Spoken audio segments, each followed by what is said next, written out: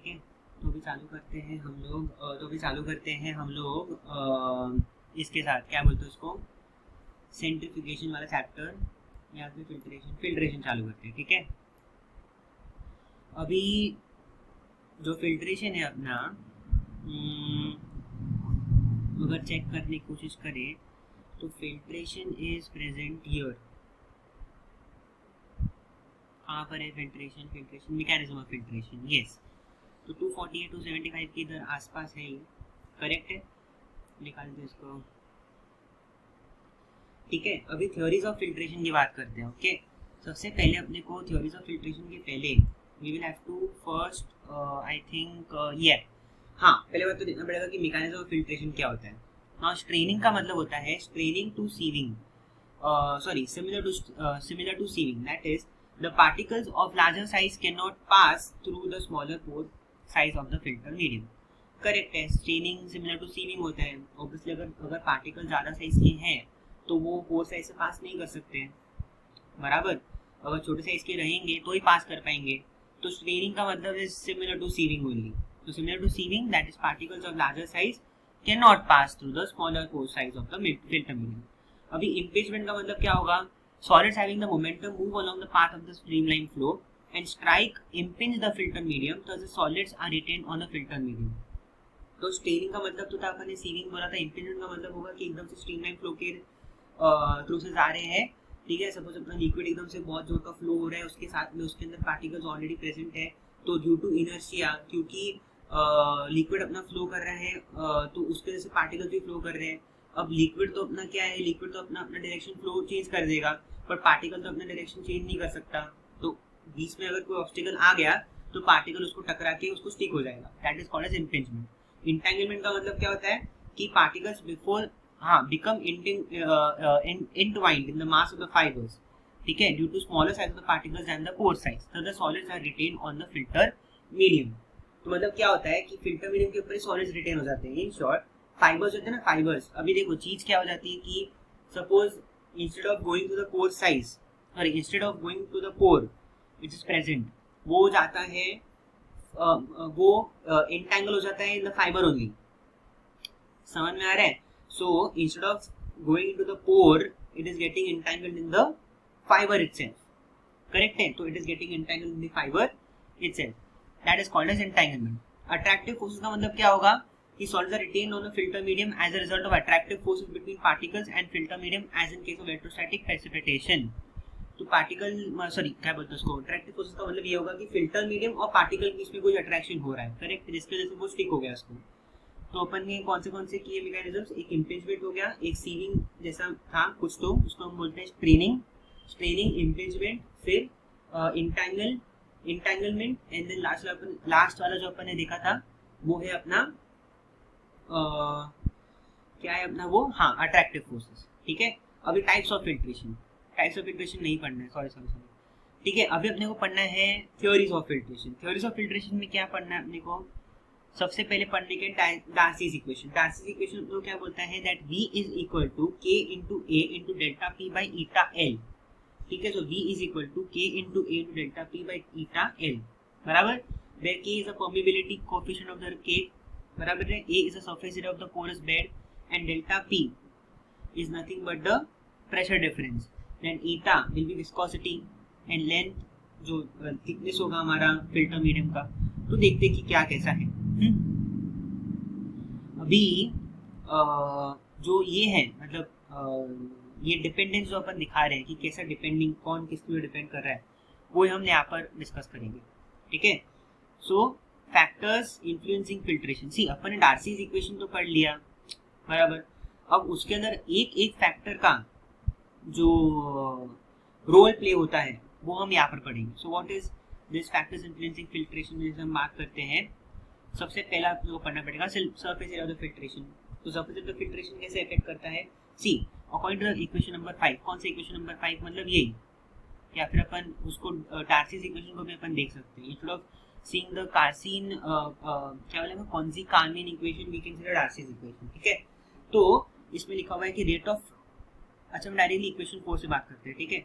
So On the other hand, if the surface area of the filter medium is considered, the rate of filtration is directly proportional to the surface area of the filter medium. Correct. Hence, the rate can be increased either using a larger filter or connecting a number of small units in parallel. For example, filter press works on the principle of connecting the units. इतना सब करने की जरूरत नहीं, but इतना अपन पढ़ेंगे कि surface area obviously is proportional to the क्या बोलते हैं उसको, filtration rate.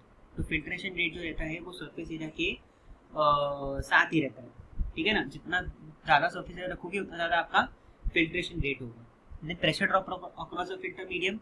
Pressure drop is studied in cases मतलब in terms of three things I think so.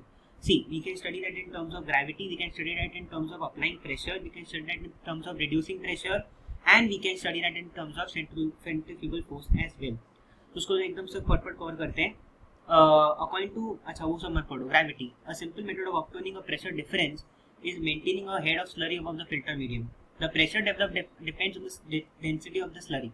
As a rough guide, a head of 10 meters of water creates a pressure difference of 100 kilopascals. मतलब क्या कि gravity से भी अपन pressure difference create कर सकते हैं. कैसे क्रिएट कर सकते हैं ग्रेविटी से, कि अपन ने फिल्टर मीडियम के ऊपर एक फिल्टर हेड रख दिया. इन द सेंस मतलब अपन ने अपना जो जिस लिक्विड को हमको फिल्टर आउट करने का है उसको हमने फिल्टर मीडियम के ऊपर प्लेस कर दिया. अब वो जो लिक्विड रहेगा, समझो जैसे कि वाटर, जैसे कि हम बोल सकते हैं एक रफ आइडिया मिलने के लिए कि क्या कैविटी कैसे हम लोग को प्रेशर डिफरेंस निकाल सकती है. वो हम लोग देखते हैं इस एग्जाम्पल के हिसाब से. जैसे वाटर का अगर 10 मीटर का अगर मैं हाइट रखता हूँ ओवर द फिल्टर मीडियम, तो it will create a pressure difference of about 100 kilo pascals. तो अपने आप ग्रेविटी की वजह से फिर अपना फिल्ट्रेशन रेट बढ़ सकता है. करेक्ट नहीं करेक्ट. अब अप्लाइंग प्रेशर, इसको क्या बोलेंगे, the pressure difference obtained by this method is greater than that achieved by reduced pressure. So industrial plant में operated at a pressure up to 1500 kilo pascals. तो 1500 किलो पास्कल लगते हैं. सो मतलब water का 10 metre का हाइट भी अपने को कुछ नहीं हेल्प करने वाला. तो 1500 किलो पास्कल की जरूरत पड़ती है in terms of industries. Correct है. तो ये एक्चुअली अप्लाइंग प्रेशर वाला जो थिंग है वो रिड्यूसिंग प्रेशर वाली थिंग से ज़्यादा अच्छा है.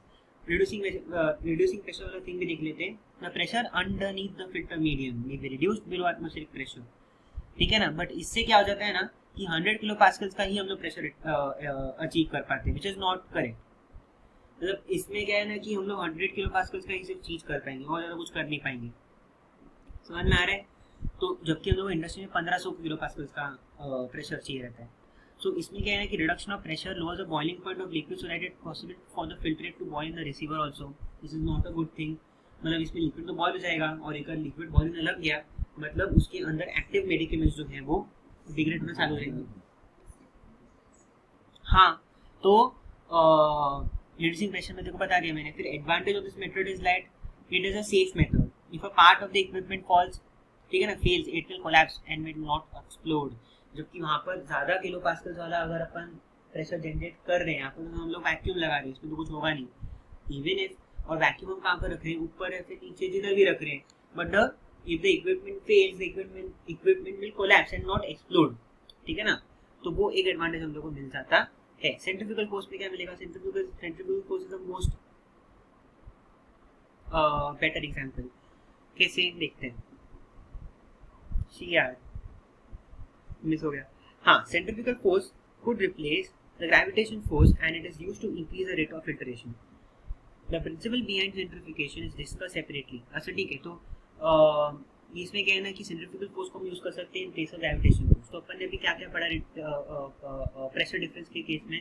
अपन ने पढ़ा अप्लाइंग प्रेशर, मतलब हम लोग अपना आप से प्रेशर अप्लाई कर सकते हैं. We studied gravity, we studied reducing pressure, we have studied centrifugal force as well. उसके पहले हमने कौन सा पढ़ा था, सरफेस एरिया पढ़ा था. अब हम विस्कोसिटी पढ़ेंगे. विस्कोसिटी का तो सिंपल है भाई कि अकॉर्डिंग टू इक्वेशन, अच्छा वो नहीं पढ़ना है. Correct. The viscosity of the liquid, not the slurry, is important since the resistance to flow occurs as the filtrate flows through the filter cave. Now, viscosity कैसे कम करोगे? There are mechanisms for reducing the viscosity. Either you can rise the temperature so that which lowers the viscosity. ठीक है. This is not practicable if thermal substances is used. Another alternative to this is what you can do is that you can dilute the filtrate. Correct है. You can dilute the filtrate. बराबर है. So you can dilute the filtrate. या तो raise करो, या तो rise करो temperature. But क्या है ना कि उसका एक डिसएडवांटेज राइज करने का, टेम्परेचर राइज करने का, कि जो मेडिकेमेंट्स रहते हैं ना जो हीट लेवल रहते हैं वो इफेक्ट हो जाएंगे। करेक्ट है। अगर हम देखिए filter media and filter aids, तो फिल्टर मीडिया में क्या देखना है अपने को, the filter medium acts as a mechanical support for the filter cake and is also responsible for the collection of solids. Correct है। तो फिल्टर मीडियम जो रहता है ना, मैकेनिकल सपोर्ट जैसे रहता है जो अपने कलेक्शन ऑफ सॉलिड्स के लिए काम करता है, बराबर है। मैकेनिकल सपोर्ट ऑब्वियसली बिकॉज फिर उसके बिना अपन काम नहीं कर पाएंगे, और दूसरी बात फिल्ट्रेशन नहीं होगा। अभी कैरेक्टरिस्टिक्स का हम लोग बात करनी है। कैरेक्टरिस्टिक्स इज, ठीक है चलो एक बार रीड कर लेते हैं। Filter medium should have the following characteristics. It should have sufficient mechanical strength, it should B inert, it should not absorb, it should allow the maximum passage of liquid. Correct है। तो इतना तो हम लोग समझ सकते हैं ना, इतना तो अपने को दिमाग में है कि भाई फिल्टर मीडियम अगर आप लोग ले रहे हैं तो मैकेनिकल सपोर्ट उसका मतलब ऐसा स्टर्डी रहना चाहिए, ऐसा रॉबस्ट रहना चाहिए। ऐसा नहीं रहना चाहिए कि जरा सा लिक्विड डाला तो एकदम से उसके साथ ही बह गया, उसके साथ ही टूट गया फिल्टर अपना, वैसा नहीं होना चाहिए। देन इनर्ट होना चाहिए, केमिकली रेजिस्टेंट होना चाहिए। ऐसा नहीं कि भाई ये लिक्विड के साथ ही रिएक्ट करते जा रहे हैं, बराबर। And it should not absorb the dissolve material, क्योंकि कभी कभी क्या होता है कि फिल्टर करते वक्त वो मेन मेडिकेमेंट्स को अब्सॉर्ब करने का फिल्टर, तो अपना प्रोडक्ट क्या बनेगा फिर। करेक्ट। और मैक्सिमम पैसेज ऑफ लिक्विड करते जाए। अभी जो मटेरियल्स हम लोग को रिक्वायर्ड हैं फिल्टर मीडियम बनाने के लिए, ठीक है ना, फिल्टर मीडियम होने के बाद फिल्टर एड्स है, एंड फिल्टर एड्स के बाद में हमारे मशीन्स आ जाएंगे। तो machines are very easy, machine तो फटफट हो जाएंगे, उसमें टेंशन कुछ है नहीं। तो इसमें क्या बनने का अपने को, woven material such as felt और cloth. Woven material is made up of wool, cotton, silk, glass, metal और synthetic fibres. Synthetic fibers have greater chemical resistance than wool or cotton, which are affected by alkali and acid. बराबर है। तो हम लोग क्या बोल सकते हैं कि wool material is made up of wool, cotton, silk, but क्या है ना कि सिंथेटिक फाइबर्स को ज्यादा अपर हैंड है। क्यों अपर हैंड है? बिकॉज दे आर हैविंग, मतलब केमिकल रेजिस्टेंस है ना उनका अच्छा खासा, ठीक है। So greater chemical resistance than wool और cotton, which are affected by alkali and acid. Then perforated sheet metal, for example stainless steel plates have pores which act as channels as in case of metal filter। हम लोग जो पढ़ने वाले नीचे, so we can take perforated metal sheets also. We can also build up a bed of granular solid, correct है। in some processes a bed of graded solid मतलब क्या, टूटा हुआ मतलब powdered solid may be formed due to reduce the resistance of the flow, correct है। we can build up a gravel, sand, asbestos, paper, pulp and कीसल का बना सकते हो बेड, ठीक है ना। पेपर, सैंड, ग्रेवल, कीसल का एक बेड बना सकते हो। Membrane filter media, cartridge units are economical and available in pore size, so these can be used, ठीक है। इतना सब करने की जरूरत है नहीं, बट अपन इतना भी कर लेंगे तो भी चलेगा। So woollen material, you should remember कि वुलन मटेरियल जो है वुल, कॉटन, फेल्ट, क्लॉथ जो भी है, सिंथेटिक फाइबर्स अपन यूज कर सकते हैं। या तो सब कुछ निकाल दो, ये तो फाइबर्स निकालेंगे ना, अपने फाइबर शेड करेंगे, इंस्टेड अपना एक शीट कर लो, स्टेनलेस स्टील का एक शीट ले लो, पोस्ट कर दो, उसके अंदर काम हो जाएगा अपना। या तो फिर बेड बना दो ग्रेडेड सॉलिड्स का, कीजल का, पल्प का, करेक्ट है। अब अपन देखेंगे फिल्टर एड्स के बारे में। तो फिल्टर एड्स का क्या है, फिल्टर एड्स का justification you should know. Justification आपको बता देता हूँ, and then it will be very easy. See simple बात है इसकी फिल्टर एड्स की कि फिल्टर एड्स की जरूरत क्यों पड़ती है, बिकॉज जैसे जैसे हम लोग फिल्ट्रेशन का प्रोसेस चलते जाता है वैसे वैसे बहुत ही ज़्यादा फिल्टर केक बन जाता है फिल्टर मीडियम के ऊपर। अब उस फिल्टर केक के एक्यूमुलेशन होने की वजह से क्या हुआ कि हमारा जो फ्लो है हमारे लिक्विड का, जो फिल्टर हम कर रहे हैं, वो तो इफेक्ट हो गया ना। एक टाइम ऐसा आ जाएगा फिल्ट्रेशन हो ही नहीं रहा है भाई, उसके में सब कुछ इतना बड़ा वो बन गया। तो फिल्टर एड हम लोग को वैसा it will help us to justify that, मतलब रिमूव दैट प्रॉब्लम, करेक्ट। इसकी कैरेक्टरिस्टिक्स क्या होनी चाहिए, केमिकली इनर्ट तो ऑब्वियसली होना ही चाहिए, but it should be having low specific gravity so that the filter aids remain suspended in liquid। तो low specific gravity ऐसा नहीं कि एकदम उसको ऊपर से रिकवरेबल होना चाहिए भाई, ऐसा नहीं कि भाई चला गया लिक्विड के साथ ही, no, it should be recoverable, correct है। देन इन्होंने बताया यहाँ पर disadvantages, the filter as remove the coloured substances by absorbing them, ठीक है। तो फिल्टर एज का प्रॉब्लम ये है कि भाई वो अब्सॉर्ब कर लेते हैं। Sometimes active principles are also, जैसे कि अल्कोलाइड्स हो जाते हैं, वो अब्सॉर्ब हो जाते हैं, करेक्ट है। Filter is a source of contamination also, ठीक है ना। तो लिक्विड रिटेन हो जाते हैं कभी कभी, वो भी एक गलत बात है। दूसरा अपन ने जो बात की थी कि ये है handling of the filter aids. Filter aids mostly उसको क्लैरिफिकेशन प्रोसेस, अभी इसमें देखो low flow rate and fast flow rate, इसको हम नेक्स्ट वीडियो में कवर करेंगे, ठीक है।